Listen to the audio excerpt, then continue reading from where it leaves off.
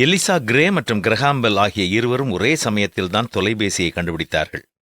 பிப்ரவரி 14, 1876 ஆண்டு Elisha grey தன்னுடைய கண்டுபிடிப்பை பதிவு செய்வதற்காக எடுத்து செல்வதற்கு 2 மணி நேரங்களுக்கு முன்பு கிரஹாம் பெல் தன்னுடைய கண்டுபிடிப்பை கொண்டு சமர்ப்பித்த காரணத்தால் தொலைபேசியை கண்டுபிடித்தது கிரஹாம் பெல் என்றுதான் இன்றும் உலகம் கூறுகிறது.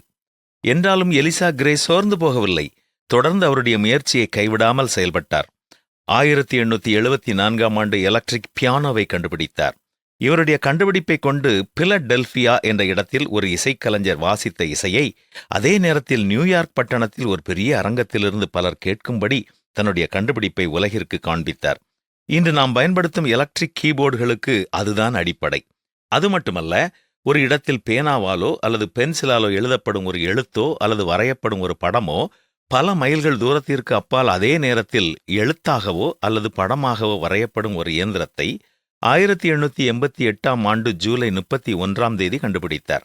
இதுதான் பின் நாட்களில் மிக அதிகமாக பயன்படுத்தப்பட்ட ஃபேக்ஸ் இயந்திரத்திற்கான அடிப்படை. எலிசா கிரே சுமார் 70 கண்டுபிடிப்புகளை பதிவு செய்திருக்கிறார். 2 மணி நேரங்கள் பிந்தியதால் உலக புகழ் அவருக்கு கிடைக்காவிட்டாலும் உலகம் இன்றும் பயன்படுத்தும் பல முக்கியமான பொருட்களுக்கு அவர்தான் அஸ்திவாரமிட்டார் என்றால் அது மிகையாகாது. இவருடைய வாழ்க்கையிலிருந்து நாம் கற்றுக்கொள்ள வேண்டிய மிக முக்கியமான பாடம் என்னவென்றால், புகழ், பணம் கிடைக்காவிட்டாலும் பயனுள்ள காரியங்களுக்காக நேரத்தையும் முயற்சியையும் செலவு செய்தால் நம்முடைய எதிர்கால மக்கள் பயன்பெறுவார்கள் என்பதுதான்.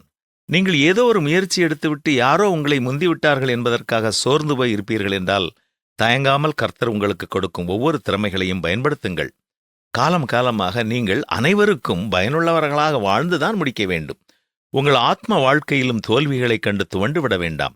நீதிமான் 7 முறை விழுந்தாலும் எழுந்திருப்பான் என்றும், பின்னானவைகளை மறந்து முன்னானவைகளை நாடி கிறிஸ்து இயேசுவுக்குள் தேவன் அழைத்த பரம அழைப்பின் பந்தய பொருளுக்காக இலக்கை நோக்கி தொடர்கிறேன் என்றும் பரிசுத்த வேதம் கூறுவது போல இன்றும் தொடர்ந்து துணிந்து முன்னோக்கிச் செல்லுங்கள். என்ன செல்வோமா?